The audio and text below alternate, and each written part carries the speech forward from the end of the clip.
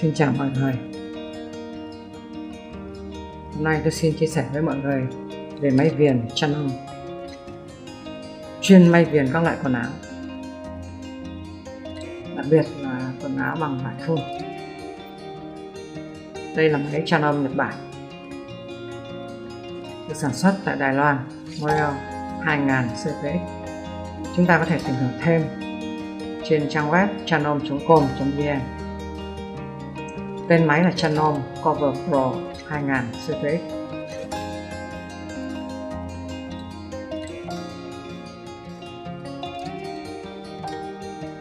Máy được đóng gói rất cẩn thận.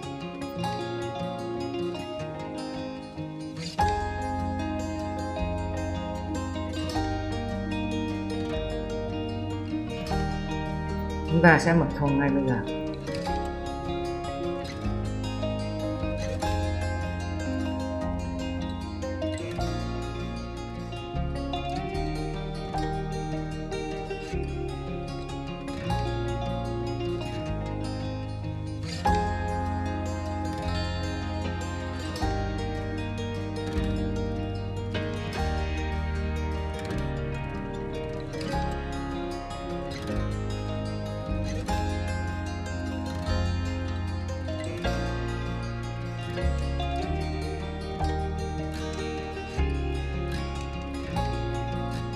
Ở trong này chúng ta có sách hướng dẫn.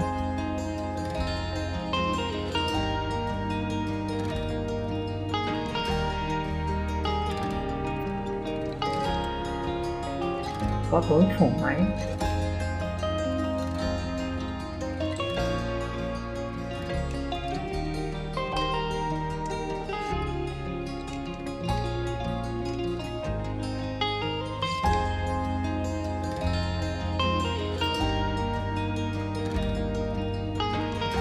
Túi bằng da giả, khá dày.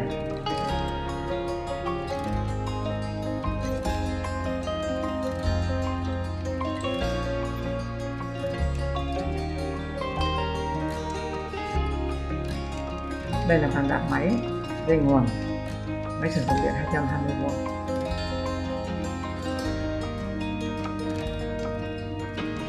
Phụ kiện có một chai dầu máy.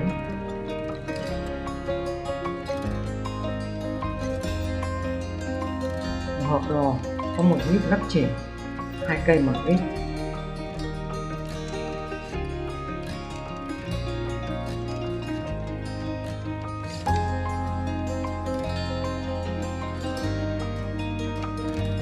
Một cây sâu chỉ, 4 chặn chỉ.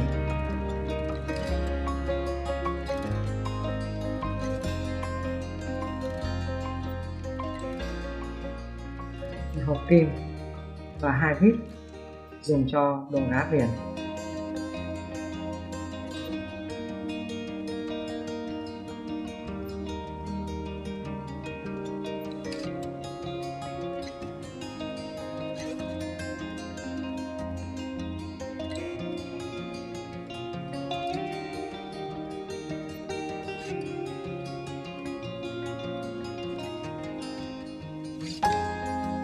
Cuối cùng là máy đã được lắp sẵn chỉ.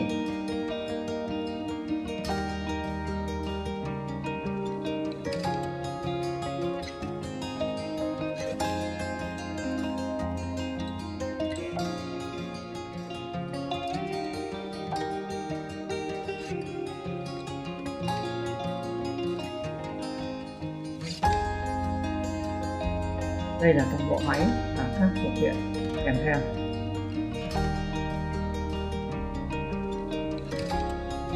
Máy có khung bằng kim loại, vỏ nhựa nhưng khá chắc chắn.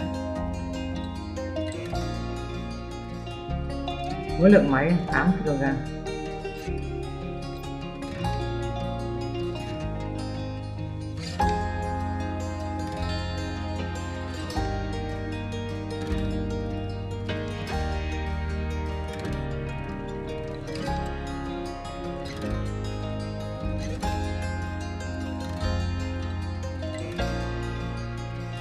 Chúng ta hãy quan sát ngoài máy.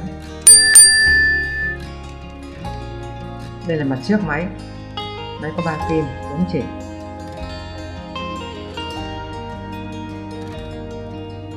Đây là mặt hông bên phải máy.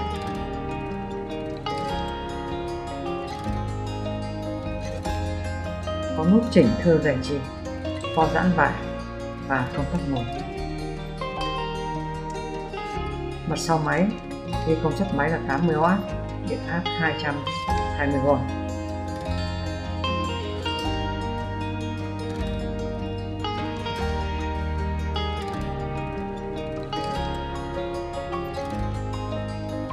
Phần đáy máy có 4 chân đế cao su chống rung, có tay bảo hành.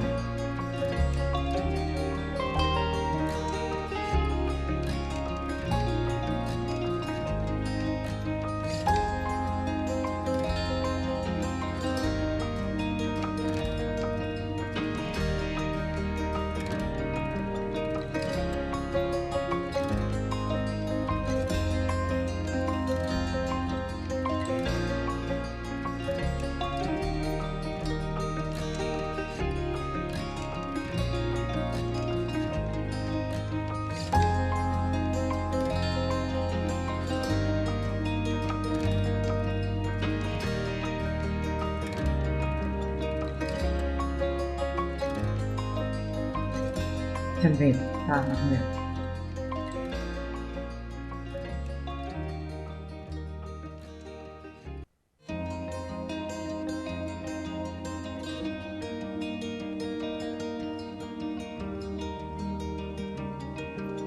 Đây là các nút chỉnh chỉ, tủm vải, dày mỏng.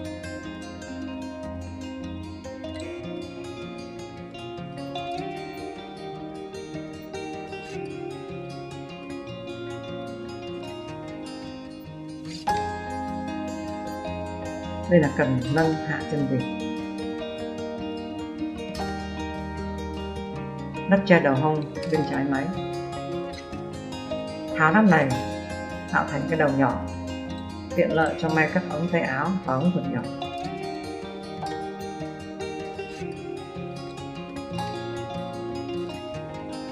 Có 3 ngàm khi lắp vào.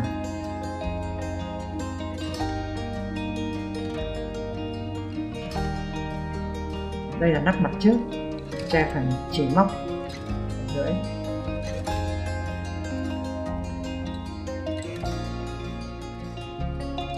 Ở đây có chỉ dẫn xỏ chỉ kim và chỉ móc.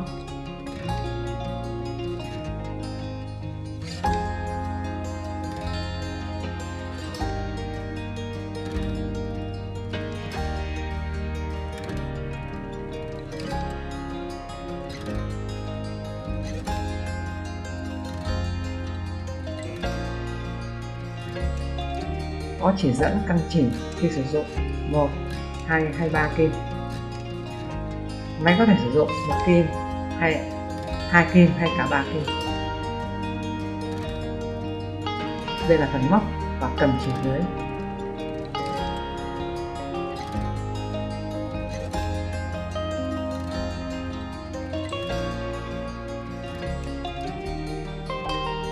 Các chi tiết gia công sắc sảo, hình thức đẹp.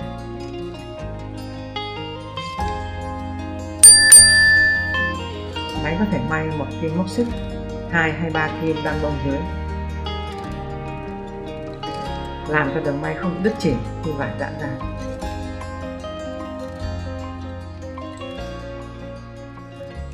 Thông số máy công suất 80W, điện áp 220-240V, khối lượng máy 8 kg.